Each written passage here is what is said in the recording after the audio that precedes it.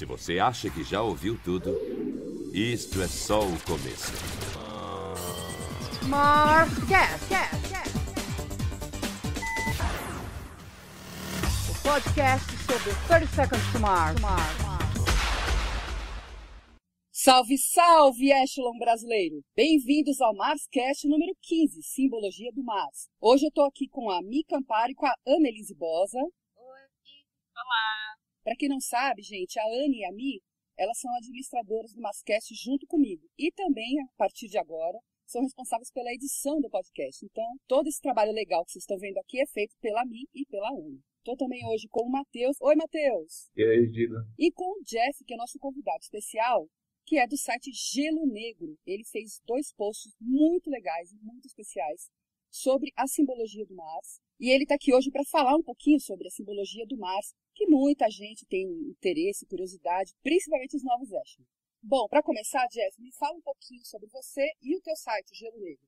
O Gelo Negro é um site de assuntos bem variados, são assuntos que me interessaram de uma forma pessoal. Então, depois que conheci a banda, resolvi escrever um pouco sobre a simbologia. O post teve bastante repercussão, principalmente com os fãs da banda. E aí o pessoal me pediu mais, gostaram do que eu escrevi, eu resolvi escrever um segundo post falando sobre o restante dos símbolos que eu ainda não tinha falado. E o mais legal é o seguinte, para quem não sabe, o Jeff ele é publicitário, e ele atuou como diretor de arte numa agência lá em Florianópolis. E, claro, o cara manja muito de design, ele refez praticamente, você vetorizou, né, Jeff? Isso. Ele vetorizou todos os símbolos e marcas do mundo. Eu vetorizei os símbolos porque, assim, a gente não tinha referência dessas imagens em alta qualidade. E aí, como eu queria fazer uma postagem bem legal, porque, assim, como a gente está falando de simbologia, a gente tem que ser bem fiel ao símbolo, né? E eu via muitos símbolos assim mal desenhados, ou poderiam confundir um pouco a interpretação dele. Pois é, e o cara foi tão legal, sabe o quê? Que ele disponibilizou pra gente baixar em alta qualidade todos esses símbolos que ele vetorizou. Muito legal da tua parte ter colocado à disposição do Echelon isso. Pra quem não sabe, eu vou colocar aqui no post do Marscast o link para as 2 postagens do Jeff no site Gelo Negro e também para essa postagem nova que ele colocou à disposição os símbolos, né, Jeff? Isso. Em alta qualidade. Bom, vamos começar então? Bom, Jeff, para começar, vamos para os glifos? Vamos lá. Então, assim, ó, pessoal, eu dividi para todo mundo tentar se entender um pouco e a gente conseguir seguir uma linha bem legal de raciocínio. Eu dividia a simbologia. A gente vai começar pelos glifos, que são os símbolos mais reconhecidos do Mars. E aí depois a gente vai passando disco por disco conforme os símbolos foram aparecendo. Bom, Jeff, nós temos então dos glifos 2 teorias. Uma é a mais difundida e a outra nem tanto. Me fala um pouquinho a respeito dessa primeira teoria. Tá. Então, assim, como todo mundo sabe, o glifo é um símbolo, né? E aí quando a gente vai falar sobre hieroglifo, é um símbolo antigo. Aí a gente se posiciona para entender a nomenclatura das coisas. Então, assim, ó, na primeira teoria, os 4 glifos representariam a seguinte sequência. O primeiro, a gente vai observar que a gente pode ver um 3 duplicado no logo, que representaria, né, o 13. E aí a gente tem o segundo, que é a representação dos ponteiros de um relógio, que seria justamente assim, uma medição de tempo, utilizando a palavra seconds. O terceiro glifo, né, como a gente vê 3 linhas brancas, internamente delas, a gente consegue enxergar 2 colunas, que seria representado pelo número romano 2, né, que seria two, né, que é muitas vezes no inglês usado para representar a palavra to. E no quarto glifo a gente tem a representação de Marte, né, e as suas 2 luas. A gente vê isso no símbolo bem claramente, que são as luas de Phobos e Deimos, né, representando justamente o Mars. E aí a gente tem esse fechamento dos 4 símbolos. Que é a mais difundida pelo Echelon, né? Agora, a segunda teoria, apesar de ela não ser muito conhecida, mas eu achei ela também muito interessante. Fala um pouquinho, Jeff. A segunda ela é mais elaborada, mas também, como tu disse, é bem interessante, porque assim, ela remete aos 4 planetas telúricos. Eles são os planetas que a gente tem no Sistema Solar que não tem anéis. Então eles são assim, exatamente nessa sequência, Mercúrio, Vênus, Terra e Marte. Então os glifos iriam representar essa sequência que a gente tem. No primeiro glifo, a gente, ao invés do 3, teria o M, representando Mercúrio. O segundo glifo ele é um símbolo que ele representa um sistema de rotação, como a gente também tem na primeira teoria. E Vênus tem essa curiosidade de ser único, que ele gira no sentido horário de todos os outros três. Então, teria essa identificação. O terceiro glifo, que é o símbolo 3, ele representaria a Terra, por ser justamente o terceiro planeta na sequência do sistema solar. Só que tem uma outra curiosidade, que é o seguinte: muitas vezes o símbolo ele é invertido. Em vez de ter essas 3 colunas para cima, ele tem as 3 colunas para o lado, na horizontal, e também poderia representar uma letra E de Earth. Que é terra em inglês, né? Isso. E aí, assim, o quarto glifo é a mesma explicação da primeira, seria Marte e as suas 2 luas. Pulando agora para o próximo símbolo, vamos falar um pouquinho, Jeff, da Fênix, da Mitra? Vamos falar. A Fênix, que é um símbolo assim, que muita gente reconhece por ser o símbolo que representa o primeiro álbum da banda, a gente tem uma contradição ali, né? Já no início, assim, porque todo mundo conhece como Phoenix, mas a banda sempre se referencia como Mitra, no site e em todos os lugares que ela aparece. Então, assim, vamos primeiro falar da Phoenix, né? A Phoenix, ela é um pássaro mítico que é encontrado em várias mitologias, persa, grega, romana, egípcia, e ela representa o espírito do fogo. A fênix, assim, na mitologia, ela diz assim, que ela tem uma plumagem colorida, cauda de ouro e escarlate, que é um vermelho bem forte. E assim, segundo essa mitologia, essa fênix ela tem 5 ciclos de vida de 100 anos cada um. E quando ela completa esses 500 anos de vida, ela constrói um ninho com galhos de carvalho e transforma numa pira, onde ela mesma repousa e coloca fogo em si mesma. E aí das cinzas que ficam, surge um ovo que nasce uma nova fênix. Então, assim, é muito comum as pessoas associar o símbolo da fênix como um símbolo de renascimento, de você conseguir passar uma grande dificuldade e passar ela e se reerguer. Então, ela tem esse significado, assim.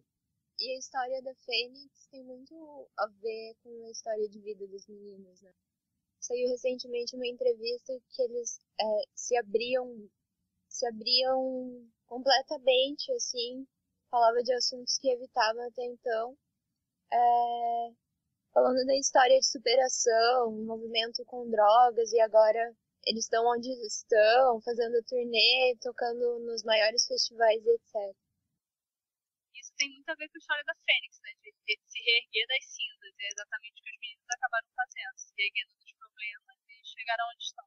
E essa entrevista chocou demais o Echelon, porque ninguém esperava por uma bomba dessa assim de uma hora para outra. Eles não prepararam ninguém para dizer, olha, vamos dar uma entrevista bombástica, né? E foi demais, porque eles sempre são tão reservados, apesar de aparecer o tempo todo nas redes sociais, a vida privada deles é sempre muito... tudo muito... A vida privada deles é sempre muito privada, né? Sem dúvida. Então eles não falam muito dessas coisas. E a gente, claro que a gente sabia que o Shannon tinha passado por um período muito escuro na vida dele e tal. O Jared já tinha dado a entender isso várias vezes. O próprio Shannon já agradeceu várias vezes o Jared por praticamente ter resgatado o Shannon da vida. Mas eles entraram em detalhes, como entraram nessa entrevista, foi assim, pegou todo mundo de surpresa e foi muito emocionante, né, Matheus? Sem dúvida. Eles abordaram assim, toda aquela problemática no contexto familiar deles, desde criança, e nunca tiveram uma vida fácil, de fato. E, sim, foi extremamente revelador. Eu acho que, sem dúvida, eles nunca tinham aberto a vida deles daquela forma para os fãs. E a questão aqui de comparar a vida deles, a evolução, o crescimento, a forma que eles contornaram todo esse problema, comparar a vida deles com a questão da Fênix é uma comparação, sem dúvida, bem cabível, bem justa. A Phoenix, como ela é tratada pela banda com o nome de Mitra, aí eu fui atrás de tentar descobrir o que é. E é bem legal porque assim, a Mitra ela remete a uma outra cultura antiga do Império Persa, que também é bem legal. Então assim, a Mitra ela é uma junção das palavras mi, que significa ligar, e o tra, que significa fazer. Então a Mitra assim, pode ser entendido como fazer uma ligação, uma aliança, né? A gente se juntar. E se a gente parar para pensar no símbolo que é mostrado junto com os glifos do Mars, a gente pode justamente indicar essa aliança, essa lealdade entre os fãs e a banda, né? E a Mitra, ela é considerada também a protetora da verdade, que é uma simbologia bem bonita, né? Porque ela é o ser que tudo vê, né? A gente vai ver isso depois, que essa questão daquilo que tudo vê aparece em outras simbologias do mar. Em diversas escrituras antigas, a Mitra ela é descrita como um ser de 1000 orelhas e dos olhos inumeráveis, e sempre que é referenciado como a protetora do rebanho. E se a gente lembrar, assim, rebanho é muito usado em religiões, assim, para a gente determinar o grupo que faz parte daquela religião, né? Então, assim, a gente vê numa religião evangélica se usa muito esse termo do rebanho, né? Então, a Mitra podia justamente fazer esse comparativo dos Echelons, né? Que são, querendo ou não, o rebanho da banda, assim, né? São o grupo que forma esse culto, né?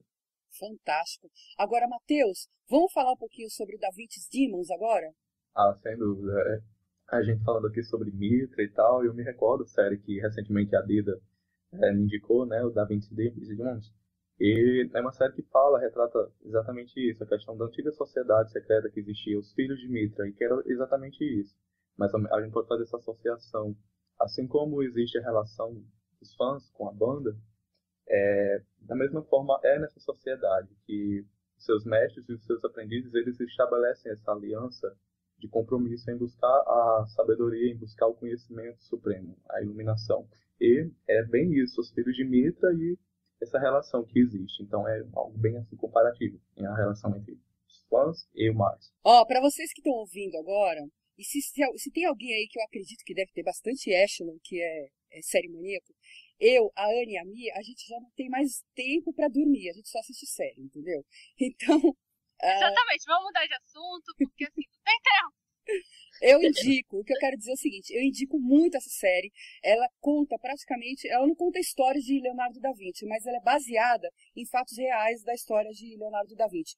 E a série é muito bonita, a parte toda de criação, de arte da série é fantástica, a trilha sonora é muito boa e...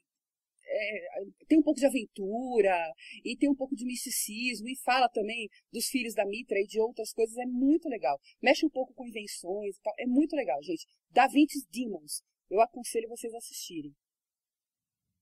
Uma coisa interessante também, Jeff, que eles colocam em todos os álbuns da banda, é uma frasezinha chamada Argus Apocryphex, que é tipo assim, procure elementos escondidos, ou, entendeu? Alguma coisa assim. Me fala um pouquinho a respeito desse termo. Bom, pessoal, quando eu falei da Mitra, lembra que eu falei que a Mitra ela representava o ser de olhos inumeráveis, aquele que tudo vê, né? E também que ela era a protetora dos rebanhos. E aí, quando eu fui pesquisar sobre essa frase e os significados dela, eu achei bem interessante que é o seguinte: Argus, na mitologia grega, ele é o guardião, de novo, de que tudo vê. Né? Ele é uma criatura mitológica que tem 100 olhos. Então, assim, os 100 olhos que ele tem, eles nunca fecham todos ao mesmo tempo. Então, ele fica o tempo inteiro com algum dos olhos abertos e sempre observando tudo. E ele também é considerado, na mitologia grega, como o Senhor dos Rebanhos. Então, assim, quando a gente procura entender simbologias, assim, a gente não tem uma referência, porque a banda não se pronuncia claramente sobre cada símbolo, o que a gente faz? A gente tenta cruzar informações. Quando essas informações começam a se repetir, a gente tende a entender que elas realmente são verdadeiras, ou que tem pelo menos uma base mais sustentável, né, na teoria. Então, assim, o Argus, ele tinha a capacidade de ver tudo e a todo momento. E é bem legal que a gente tem referência ao Argus, por exemplo, com a J.K. Rowling, que fez a série do Harry Potter, onde a gente tem o personagem Argus Filch, que é o cara que é o zelador lá da escola de Hogwarts. E ele é justamente o zelador que fica espionando os alunos, que está sempre por dentro de tudo, nada passa despercebido a ele. Então, justamente o personagem que vê tudo. E o Apocryphex? Apocryphex, ele significa algo que está oculto. Então, assim, a banda usa a frase como Find the Argus Apocryphex, que é procure o segredo daquele que tudo vê. Uma teoria que a gente poderia fazer relação é a teoria conspiratória, que é muito difundida, da nova ordem mundial, que o símbolo máximo dessa teoria é justamente um triângulo, uma pirâmide, com um olho no centro, que é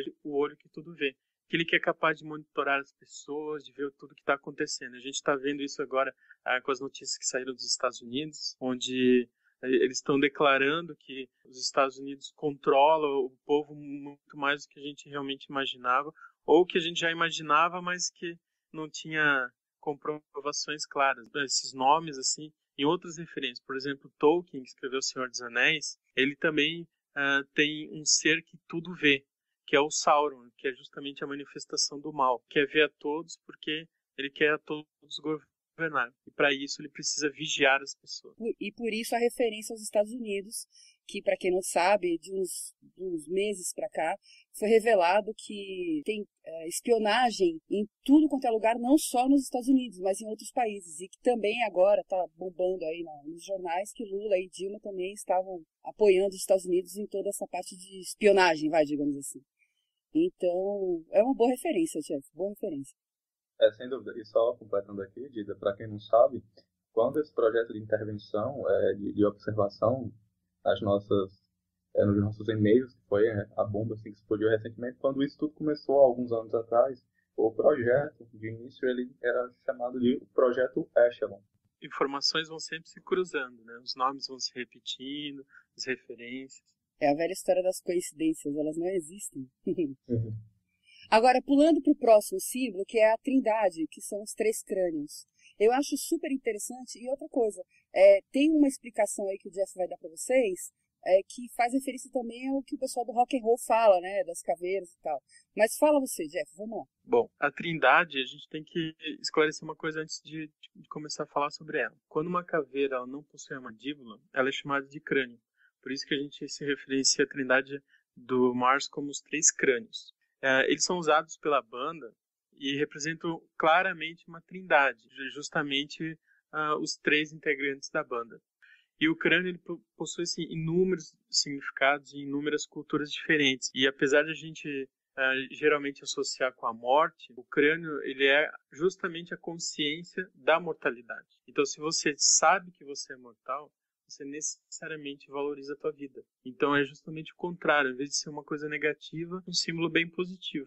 Esses 3 crânios eles também representam a igualdade, já que assim, por baixo da pele, né, isso é uma cultura também bem difundida, debaixo da pele, onde a gente só tem osso, a gente é igual. A gente não é branco, a gente não é negro, a gente não é amarelo, a gente é um ser só. Né? Então também tem esse significado bem positivo, né, da igualdade, do não ao preconceito.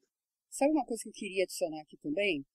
O número 3, que a gente está falando de trindade, né? Número 3, ele é repetido várias vezes em vários símbolos da banda. Por exemplo, a tríade, que a gente vai falar daqui a pouco, ela tem 3 pontas. É um triângulo de 3 pontas. Né? E a trindade, no caso do número 3, 3 integrantes e etc. O número 3 é o número da comunicação. Dizem que é o número mais próspero, quer dizer, o número 3 na numerologia, né, gente? É o número mais próspero que existe. Entenda que prosperidade não é dinheiro, tá, gente? É prosperidade. E comunicativo. E o número 3 se repete o tempo todo. E outra coisa, o perfil do número 3 na numerologia é de uma mente fértil, que está sempre processando informações e buscando informações e exprimindo essas informações. Eu acho super legal. O fato do número 3 estar rondando o tempo todo. Esse significado do número 3 exprime bastante o que o Jared faz. Ele sempre está procurando coisas novas, procurando experimentar notícias novas no site, etc. Sempre atrás de novidade para comunicar com as pessoas. Verdade. E a interação dele também nas redes sociais puxa um pouco disso também, né, Ana? Uhum. Quando eu pesquisei sobre os crânios, como a gente já definiu que eles, em teoria, seriam os 3 integrantes da banda, eu fui mais atrás do símbolo do crânio isoladamente. Eu descobri, por exemplo, que na alquimia e na química, eles representam a sobra de um processo químico, que é chamado tecnicamente de caput mortuum, e que justamente significa a frase, aquilo que sobra no fim de tudo. Então, poderia representar justamente a união dos 3 integrantes até o fim. E é interessante citar assim, o caput mortuum era também uma referência a cardinal púrpura, que é uma variedade da cor púrpura, usado como pigmento no corante avermelhado. E se a gente lembrar o símbolo dos 3 crânios, usa a cor vermelha. E essa cor ela era usada para pintar as vestes de figuras religiosas muito importantes. Esse pigmento ele era formado a partir da oxidação, que nada mais é que uma referência clara àquilo que se deteriora, né, que acaba, né? E o caput morto ele também é um nome que é dado para um outro pigmento usado no Egito Antigo, que também era vermelho, feito da terra que cobria as múmias. E era exatamente essa cor que a gente vê no símbolo. Então, assim, na religião católica, existe uma única trindade do bem, que é Deus, Jesus e o Espírito Santo. Todas as outras trindades, para a Igreja Católica, são trindades pagãs, né? Então, a gente vê, por exemplo, no hinduísmo, a gente tem Brahma, Vishnu e Shiva, né? Na crença celta, por exemplo, a gente tem o nascimento, a morte e a vida, que mostram justamente as etapas assim, de renovação, do fechamento e da transcendência à vida espiritual. No Egito Antigo, por exemplo, a gente tem Horus, Ísis e Osíris. Esse símbolo da trindade, ele é bem comum em diversas crenças ao redor do mundo. Aí, só falando sobre como a gente conhece a banda, etc. e tal, esse negócio de caveira, eu acho que, como ele falou ali de religião, remete muito a isso, porque eu acho que a caveira em si, o esqueleto, etc. e tal, ele remete. Eu acho que sempre que a gente vê a imagem, remete muito à morte, querendo ou não, a morte é uma coisa negativa. E eu acho que a maioria dos fãs, quando viu a caveira, viu uma coisa assim, epa, significa morte. E depois que a gente vai descobrindo, né, as coisas, o que significa realmente, que não é isso. É bem interessante. E assim, como o Jeff falou, sobre essa questão da curiosidade, eu acho que o que mais impulsiona a qualquer fã, a qualquer pessoa, ao conhecer todos os projetos, o trabalho do Mars, essa questão de toda essa simbologia, de toda essa linguagem codificada que existe. Eu, por exemplo, na época, quando vi os 3 crânios, assim, eles posicionados daquela forma, eu já, na mesma hora, associei aos 3 componentes da banda e percebi que, tipo, alguma coisa ali queria a mim ser passado, além da musicalidade. Então, eu acho que a forma com que eles colocam sempre nos impulsiona e nos levam a isso, a conhecer, a pesquisar e a matar essa curiosidade, que é muito legal mesmo. E eu lembrei agora de uma frase que a Mi já me falou uma vez, que é do Buzz Lightyear, ao infinito e além. Isso nos chama para o próximo símbolo, que é o símbolo da seta para cima, né? Que é o proveito em alto, que tem um pouco a ver com isso também, né, Jeff? Isso. O Jared Leto ele já tinha uma vez falado que eles se inspiraram em mitologias nórdicas e germânicas, que na verdade assim é a base para inúmeras histórias que a gente conhece de livros famosos, de filmes famosos, porque são as mitologias assim mais complexas e mais divertidas. E na mitologia nórdica a gente tem o símbolo Tyr, que é justamente uma seta para cima. E esse símbolo ele representa um dos deuses Aesir.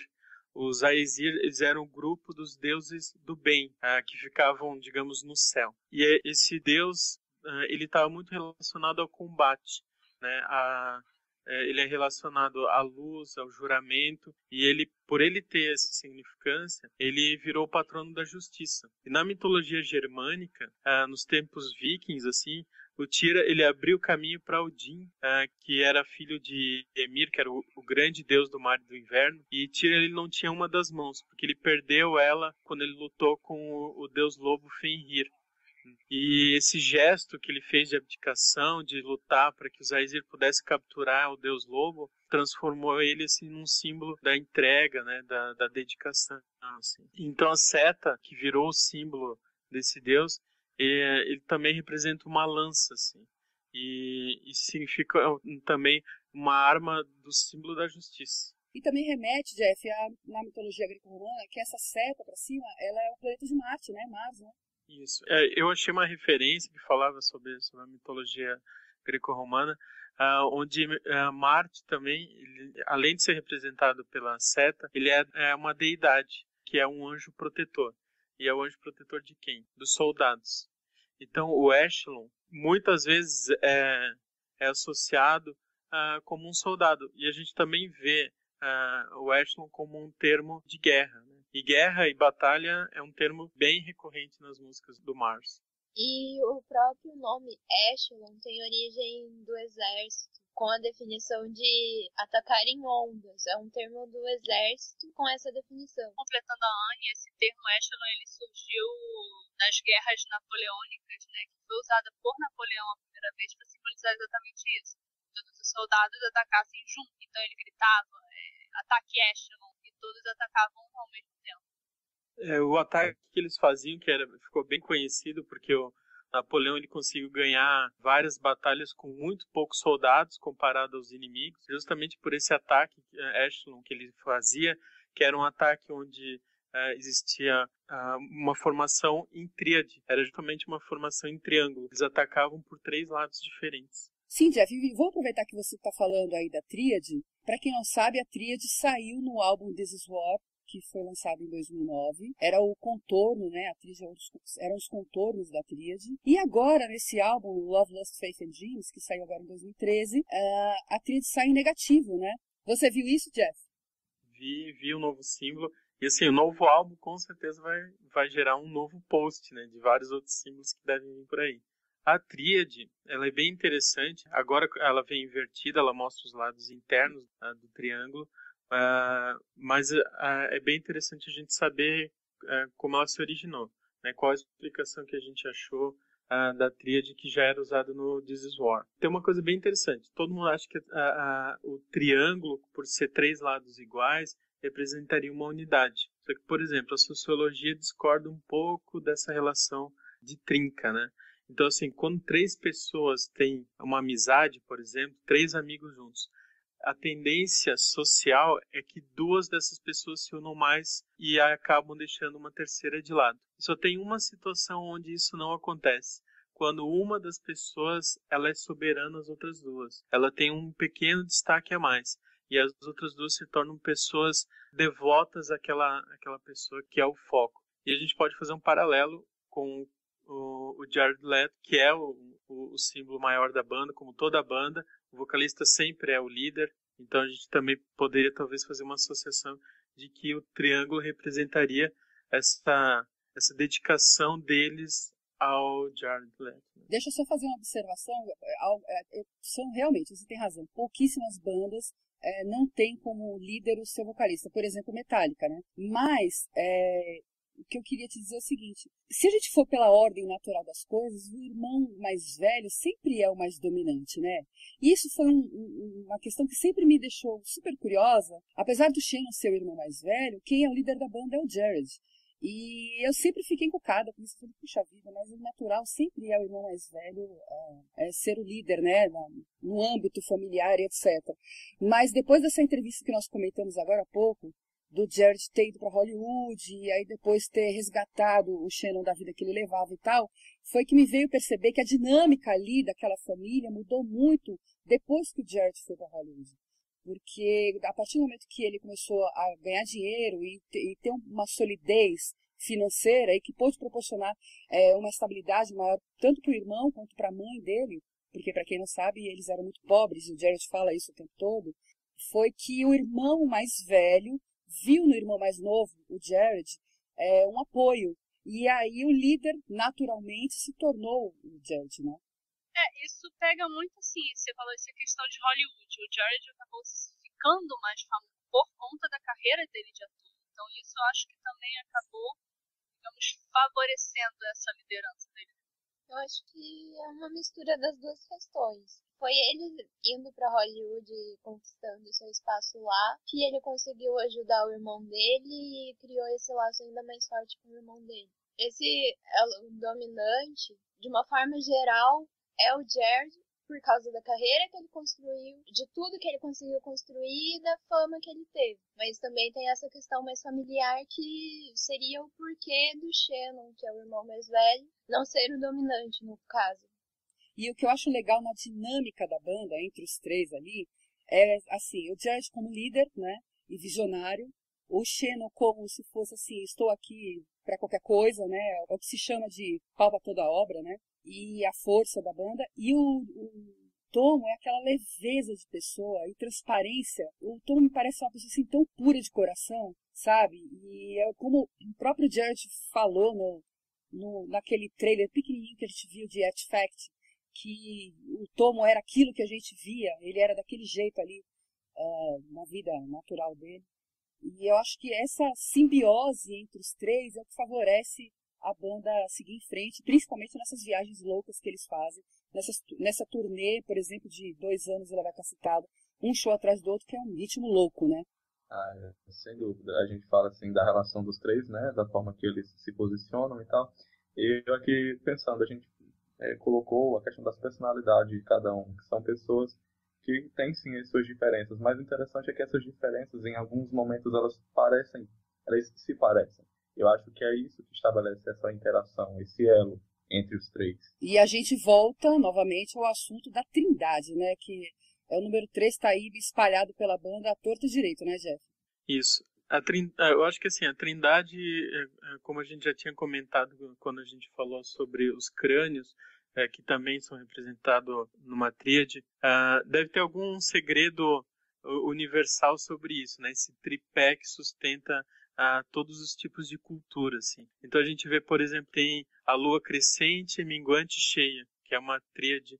A gente tem o espírito, a mente e o corpo, a mãe, o pai e o filho, passado, presente e futuro, poder, amor e intelecto. Tudo é sempre sustentado nesse tripé, assim, que eu acho que é um símbolo máximo da sustentação, né? De algo que realmente é sólido. Também é outra referência que poderia ser usada. Da banda está muito bem apoiada nos 3 integrantes. Sempre nesse estudo que eu fui fazendo, buscando referências em vários tipos de bases assim, de informação, uma coisa que a gente tem que sempre ficar atento na simbologia é que ele seja representado da forma mais exata. Então, assim, o triângulo, a tríade por si só, não representa o desenho oficial do Mars, que tem um corte no meio do triângulo. E, assim, a única pessoa que faz referência a esse símbolo exatamente dessa forma foi Aristóteles, que era um filósofo grego e foi aluno de Platão. E ele faz uma referência, ele usa esse símbolo do triângulo cortado ao meio para representar o ar. E foi justamente essa referência que o Jared usou para revelar o que a tríade significaria para a banda, que é justamente o elemento do ar. Então, assim, o Aristóteles ele usa o triângulo em posições diferentes para representar os 4 elementos básicos, né, que são o ar, a terra, o fogo e a água. É fantástico. Mais uma trindade aí no meio. Para completar, você fala de Aristóteles, né, que foi aluno de Platão e professor de Alexandre o Grande. É engraçado que em 2004, Jared fez o filme Alexandre o Grande. Será que ele, nesse meio, estudou sobre o símbolo? Você tocou num assunto super interessante, Mi, porque, sabe, eu estava pensando esses dias, se alguém um dia parar para fazer um infográfico sobre todas as conexões que existem ao redor do Jared e da banda, eu acho que é uma coisa meio de louco, porque tem tanta coisa interligada, né? Realmente, se a gente for procurar fazer, se alguém puder, né, fazer, seria legal, seria uma matéria bem interessante. Né? Se alguém, né, Jeff, quiser fazer esse infográfico. Então. Nem fale isso. Quando tu falou que era uma coisa de louco, foi mais ou menos como eu me senti pesquisando isso. Quanto tempo você demorou fazendo a pesquisa dos símbolos? Eu fiquei acho que umas 2 semanas. Acho. Eu acredito. Todos os dias. Porque quando você abre um assunto, ele se aprofunda para outro, aí abre uma vertente e aí vai, né? E essa questão dos símbolos de Mars, né, são várias culturas. Então, como o Jeff também falou agora há pouco, existe uma temática em culturas distintas e no final elas se interligam. Então deve ter sido bem trabalhoso mesmo fazer essa pesquisa e estabelecer a relação entre tantos símbolos e tantas culturas distintas, né? Bem isso. E isso só mostra a complexidade louca que é a mente de Bartholomew Cubbins. Porque, entendam, estou falando aqui de Bartholomew Cubbins e não estou falando de Jared. Porque o Jared é uma pessoa e o Bartholomew é outra. É uma pessoa muito louca que procura inspiração nos lugares mais inusitados possíveis. Como a gente pôde ver no clipe agora de Up in the Air. Para quem não viu, eu até fiz a referência de todas as inspirações que o Bartholomew teve para fazer o vídeo. E ele busca na arte, na história, fontes e inspiração de maneiras muito desconexas e conexas ao mesmo tempo. Ao mesmo tempo que tudo está interligado, são assuntos tão diversos e eu acho isso fantástico, fantástico. É uma mente que deve girar em 220, sabe, por minuto. Agora, eu não queria terminar sem antes falar do último símbolo, que é o Orbis Epsilon. Bom, esse foi um símbolo que o Jared, eu acho que ele quis me dar uma trégua na pesquisa e ele me ajudou um pouquinho. Porque ele se referiu ao símbolo dizendo que foi inspirado na mitologia germânica. Aí ficou um pouquinho mais fácil de limitar a minha pesquisa. E você tem origem germânica, né, Jeff? Eu nasci justamente na região mais alemã do Brasil, né? Então fica mais fácil para mim nessa hora. Então, assim, ó, o que eu achei? Esse símbolo, que é o círculo cortado ao meio na vertical e as 4 setas apontando para fora, existe uma runa. As runas elas eram usadas pelos vikings. E eles acreditavam que elas tinham um poder místico muito forte. As runas eram pedras que eram desenhadas, esses símbolos, e eles usavam isso como amuletos, assim, que poderiam trazer poderes para eles, assim. E a runa ela começou assim a perder força na época da Inquisição Católica Romana, como inúmeros outros símbolos foram perdendo força e conhecimento durante a época da Inquisição, porque a Igreja Católica impediu que as pessoas manifestassem qualquer outro tipo de crença que não fosse... E se vocês não se lembram, tem uma referência à Inquisição Católica no filme de Hurricane, que tem 3, se eu não me engano, acho que são padres queimando os livros, que aconteceu isso demais na época da Inquisição. Na verdade, parece ser um padre, um rabino e um pastor. Eles estão todos trajados de tal forma, né? E todos eles jogam os seus respectivos livros em direção a uma fogueira que está entre eles. Que representariam suas bíblias, né? Digamos assim.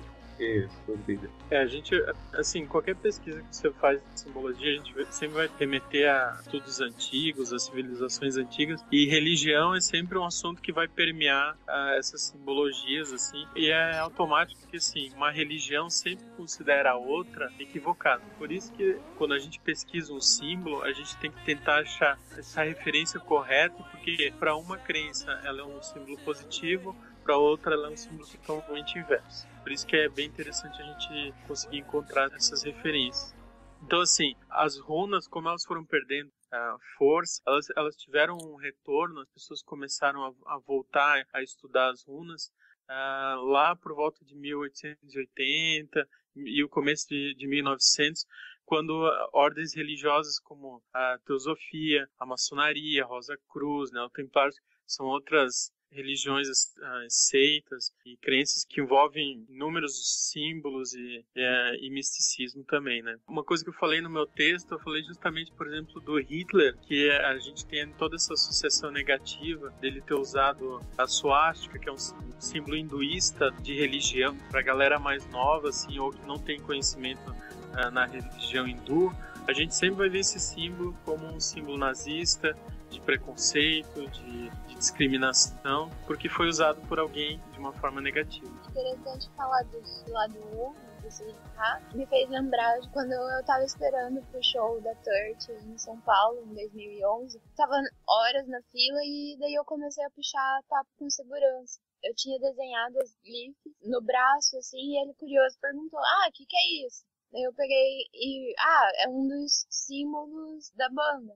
Ele, parece que tem origem una, e começou a me contar um pouco sobre esse universo. Eu achei bem interessante. Então, assim, lá no meio das runas, a gente vai encontrar justamente um símbolo muito parecido, que é o símbolo do Ger, representante da Terra. E na página da banda, o símbolo ele é chamado de Orbis Epsilon. E Orbis é a palavra em latim para Terra. E Epsilon é a 5ª letra do alfabeto grego.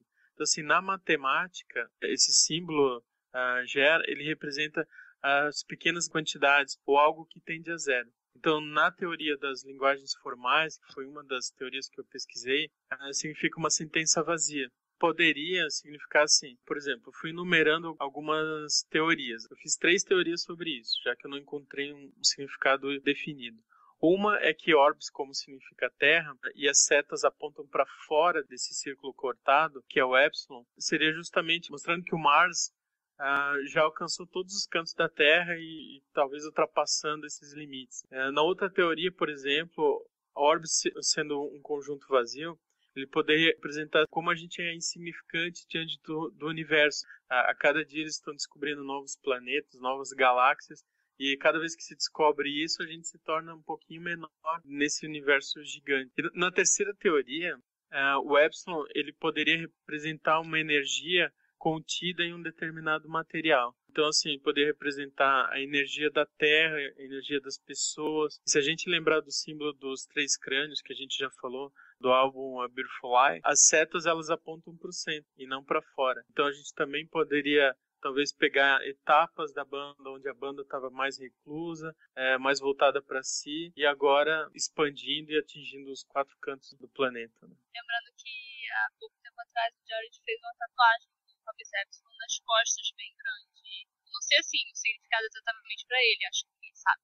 Poderia significar muito, acho que as 3 teorias que o Jeff falou tem uma coisa em comum, que é essa coisa de se expandir, não importa que seja, tipo, a Terra é pequena, você se expande para fora, energia, etc. Mas tem tudo isso, talvez o grande significado seja o de você como ser humano se expandir para novas possibilidades. Tudo que a banda faz acaba querendo ser assim, tipo, saia, pense fora da caixinha, digamos. Eles sempre configuram as ideias dessa forma, assim, essa questão expansionista, tipo, ao alto, expandir-se, ampliar-se, maximizar-se, vamos colocar esse termo, né?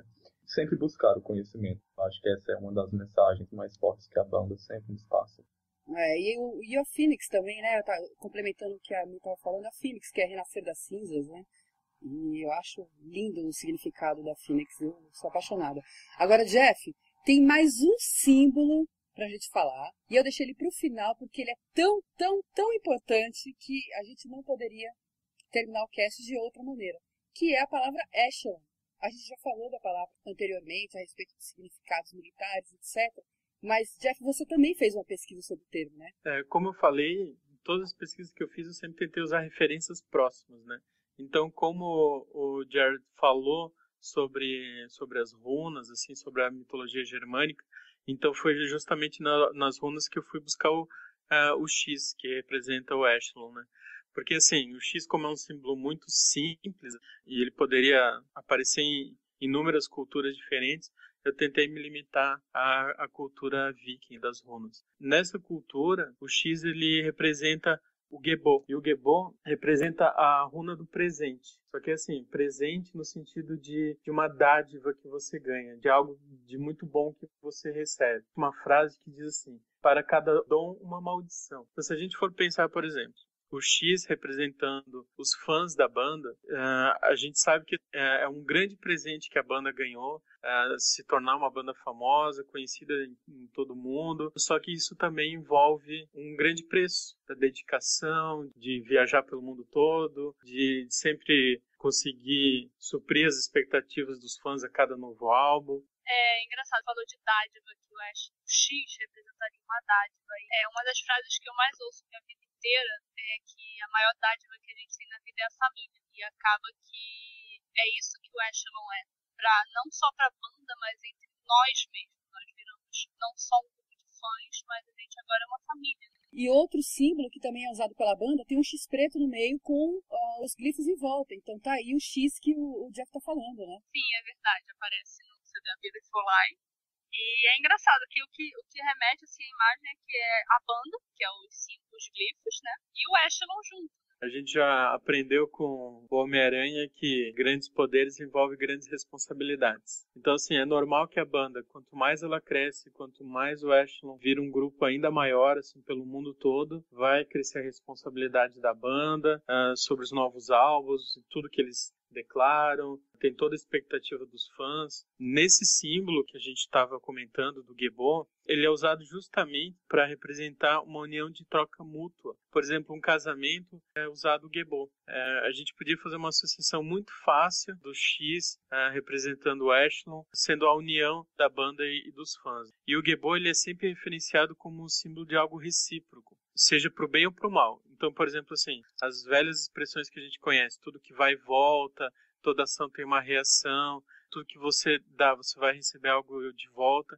Então tem essa significância do que a banda oferece aos fãs e que eles têm em troca. Quando eu fui pesquisar sobre esses símbolos e essa questão da banda nunca se pronunciar exatamente sobre o significado de cada um, muita gente vai dizer que é marketing, que eles querem criar uma atmosfera ao redor da banda, mas assim, eu já trabalhei com bandas e eu acho que assim, a gente viu a decadência do rock como o estilo de música mais tocado no mundo.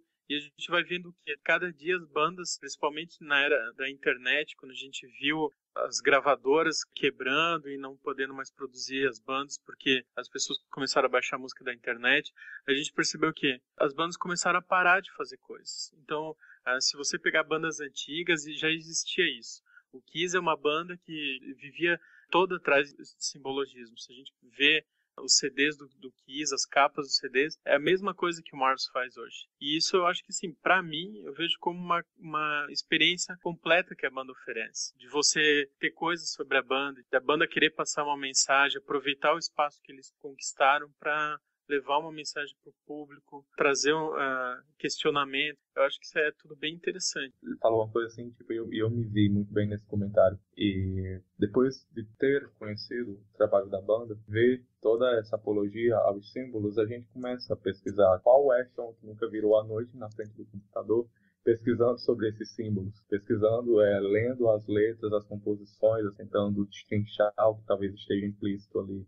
Então, acho que todo mundo já passou por teve essa experiência e foi exatamente pesquisando por essas coisas que a gente aprende bastante. A gente aumenta o nosso acervo teórico, essa questão de conhecer mais, de saber mais, de conhecer outras culturas. E no final, isso é muito proveitoso, sem dúvida. E, como disse, essa atmosfera da banda, talvez alguns interpretem como uma tacada assim, de marketing, mas sem dúvida existe muita coisa que eles querem nos passar e algo que vem sim servir de ser fundamental para a nossa vida. E no final, todo esse universo criado, todos esses símbolos com esses possíveis significados, a gente vê que não é só música. A gente entra em contato com a banda pela música, pelo trabalho deles no palco, em composição e tal. Mas não é só isso, vai muito além. E o Jared mesmo, ele já deu uma declaração falando que a coisa que ele mais gosta de fazer é de prover conteúdo. Então acho que todos eles têm isso, né? Então acho que a banda passa muito disso, de mostrar aquilo que eles conhecem para que a gente possa adquirir mais conhecimento. A Mi falou uma coisa super importante, adquirir mais conhecimento. A impressão que eu tenho é que a banda tá sempre assim, querendo injetar, cutucar, falar tipo assim, acorda, pesquisem, vivam, sabe? Existe mais coisa entre o céu e a terra do que nossa vã filosofia. Porque, se você pensar bem, até uma geração atrás, uma geração antes de vocês, existia uma juventude muito alienada, sabe? Era a juventude do videogame. As pessoas meio que eram robozinhos manipulados pela mídia e etc, etc. Quando o Mars tem essas atitudes assim proativas, eu tenho a sensação que eles tipo dão uma cutucada, tipo assim, vai, faz, entendeu? E eu vi inclusive o Ian Somerhalder falando lá na Comic Con. Ele tem uma fundação chama Ian Somerhalder Foundation. E ele estava comentando exatamente isso, que a geração nova agora, ela é uma geração muito mais engajada do que a geração passada. As pessoas estão muito mais engajadas em buscar conhecimento, em buscar cultura, em buscar, e não só buscar o conhecimento por si só, mas também buscar o conhecimento para ser ativo em alguma coisa. E isso não se vê desde os anos 80. Eu lembro que o YouTube fazia isso, aliás, saiu uma matéria essa semana no Estadão a respeito do YouTube, e o cara renegando toda a parte filantrópica do Bono, e achei lamentável ver isso no Estadão. Sei que não tem nada a ver, mas eu não pude deixar de comentar como a banda se influencia muito no YouTube. Eu achei um absurdo a declaração. Eu sinto isso no Mar, sabe? Eu sinto que eles querem empurrar a gente pra frente, pra fazer coisas diferentes. É como a Mi disse, sabe? Botar pra pensar fora da cachola. Então, essa atitude proativa da banda e que incentiva o proativismo, eu acho fantástico. E também, se falando desse negócio de adquirir conhecimento, a gente tem que lembrar também que a gente está na era da internet. Então, você tem conhecimento, você tem informação de tudo que é canto, tudo que é lugar, e é muita coisa ao mesmo tempo. Então, as pessoas querem mais coisas. Né? Esse lance da geração procurar mais coisas é disso. Né? Você tem internet ali nas suas mãos, então você pode procurar o que está acontecendo agora no Japão, sei lá, no Japão, na China, etc. Você tem essa massa maior vindo para cima de você de conhecimento. E é legal que a banda acaba conseguindo usar isso para prover mais conhecimento. Assim, eu acho que o que todo mundo citou e que é bem relevante, a questão de simbologia, ela sempre me interessou, porque eu lembro que quando eu era bem pequeno, eu usava uma camiseta do Yin e do Yang. Eu não sei se as pessoas vão lembrar, existia uma marca antigamente famosa, não sei se ainda existe, da Tony Country, que usava justamente esse símbolo. E aí todo mundo começou a me falar assim, essa camisa é da nova era, isso é anticristo. E eu fiquei naquela, poxa, mas é um símbolo tão legal. Eu era bem pequeno, devia ter uns 10 anos, fui pesquisar, sei lá, na Barça, eu acho. Na época, Google não era tão rápido assim. E aí eu fui pesquisar e eu justamente fui entender que era um símbolo da cultura chinesa, oriental, né, em geral, e que, assim, eles acreditam, por exemplo, que quando Jesus Cristo morreu, ele deixou de ser o Messias, assim, ele deixou de ser o grande símbolo. Então eles acreditavam que a gente estava numa nova era. Jesus Cristo morreu, Jesus Cristo era representado pelo símbolo de peixe, e a gente estava na era de Aquário. A gente vê assim, a distorção que um símbolo, por exemplo, recebe, porque ele não faz parte de uma cultura. Então eu acho bem legal, eu acho que a banda entendeu uma coisa bem interessante. Se eles ficassem definindo o que cada símbolo quer dizer, ou falasse isso abertamente, o que ia acontecer? Você ia estar limitando o teu pensamento, já está pronto aquele pensamento, entendeu? Você não precisa pensar, já tem alguém dizendo por você. Quando eles não dizem o que um símbolo quer dizer e fomentam essa curiosidade na cabeça das pessoas, eu acho que eles estão ajudando a todo o Echelon, talvez as pessoas que não são Echelon, mas que um dia vão acompanhar a banda, vão ver alguma música, a ver que, assim, como vocês falaram, que a gente precisa pensar fora da caixa, que a gente tem que abrir o nosso pensamento. A gente vê que essas novas gerações que estão vindo estão fazendo isso, e eu acho que isso é extremamente relevante. Você falou do Yin e Yang, na hora eu me lembrei. Sim, eu lembro do Town Country. Eu era geração surfista nessa época. Quando eu tinha 10 anos, acho que eu era um pouquinho mais velho que você, Jeff. Eu já andava de bodyboard por aí, em Batuba. Mas o símbolo de Yin e Yang, ele tem o fundamento da dualidade, né? Que é o princípio básico da maioria das filosofias chinesas. E é um símbolo legal que você tem os dois lados, o branco e o negro, representa justamente a dualidade que tu disse, mas dentro de cada símbolo preto e branco, existe uma bolinha da outra cor, que eu acho que quer dizer justamente isso. Ninguém é de todo ruim e ninguém é de todo bom. Existe né? mal no bem, existe bem no mal, né? Isso. Com certeza. Bom, galera, adorei gravar o cast com vocês. Primeiro eu queria agradecer muito, muito, muito a disponibilidade do Jeff vir e explicar pra gente o que já está muito explicado no site dele. Mas foi uma honra ter você aqui com a gente, Jeff. Galera, no site do Jeff, gelonegro.com.br, tem textos incríveis. Quem tiver um tempinho, tiver curiosidade, passa lá, lê os textos. Sigam o Jeff no Facebook e no Twitter, Jeff Scaz, e a gente vai colocar os links aqui no post para a pessoa seguir você. Também do site do Gelo Negro. E eu queria agradecer muito a sua presença, Jeff. Eu que agradeço, o convite foi bem legal. É legal a gente poder falar para as pessoas, a gente saber que as pessoas leem. Muita gente veio para o site por causa dessas publicações, assim. É aquilo que a gente já falou, assim, a gente vai se repetir. Mas assim, eu vejo, tem um publicitário famoso, só para terminar, ele diz uma coisa bem interessante, que no final de todo o grande ciclo da humanidade, as pessoas começaram a pensar muito parecido. E com a internet, o que aconteceu? As pessoas elas não se confrontam mais com aquilo que elas desconhecem. Então você não ouve uma banda que você nunca ouviu, né? Você geralmente acessa só o site que você conhece, você só ouve as músicas que você já conhece. Então assim, é muito interessante. O meu site, o Gelo Negro, ele tem essa característica. Eu falo de todo assunto, do assunto mais bobo ao assunto mais complexo. Eu vou tocar num assunto, por exemplo, sobre religião, mas ao mesmo tempo eu vou falar sobre música, eu vou falar sobre cinema. Então a ideia é justamente essa, a gente ir atrás de informação, a gente tentar, sabe, parar de ficar estagnado, assim. A gente tem essa ferramenta da internet que é fantástico, como eu falei antes. Para quem é da minha geração aí, dos 30 anos aí, a gente tinha Barça e era só o que a gente tinha de informação ou ficar engolindo o que a TV jogava pra gente. E agora, o mundo tá livre aí pra gente ir atrás do que a gente quiser saber. Só para lembrar vocês mais uma vez, os links para as postagens e para o site do Jeff tá aqui embaixo no post, certo? Eu, na verdade, estava querendo gravar esse podcast sobre simbologia há mais ou menos uns 2 anos. Eu estava lembrando, foi em setembro de 2011 que eu quis gravar esse podcast de simbologia. E até então eu não tinha encontrado em nenhum lugar na internet, tanto no Brasil quanto sites de fora, conteúdo tão concentrado e sério, e pesquisa séria, entendeu? Com fundamento, como encontrei no site do Jeff.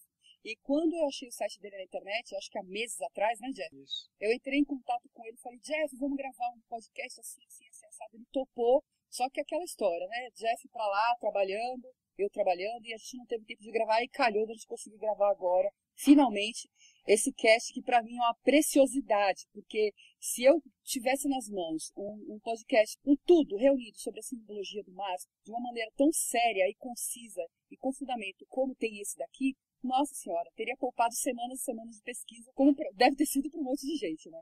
O site lá também tem outras coisas não tão sérias sobre o Mars. Por exemplo, tem todos os cabelos que o Jared já teve. Que é bem engraçado de ver. E pelo menos até o dia daquela postagem e pelo menos as fotos que eu achei na internet.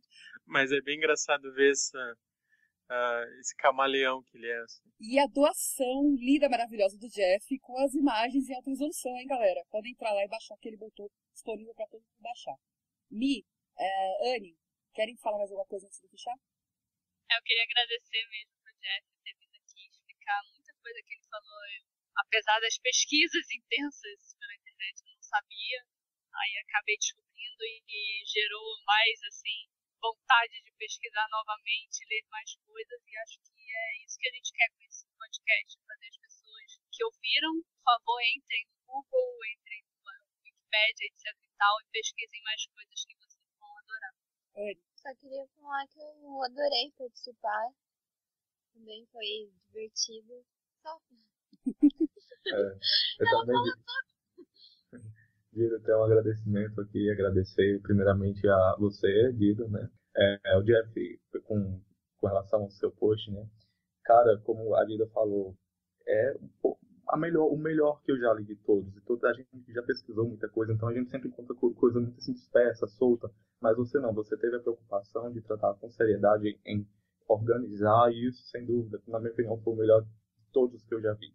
Muito organizado, objetivo, claro, e sem dúvida foi um post excepcional. Parabéns pelo trabalho no Gelo Negro, e sem dúvida eu indico e recomendo esse post do Jeff para qualquer Echelon que queira entender mais sobre a simbologia do Mars. E quem sabe agora a gente consegue converter o Jeff num Echelon, né? É isso aí, vamos tentar, né? Galera, muito obrigada pela participação de vocês. O Marscast 15, Simbologia do Mars, fica por aqui.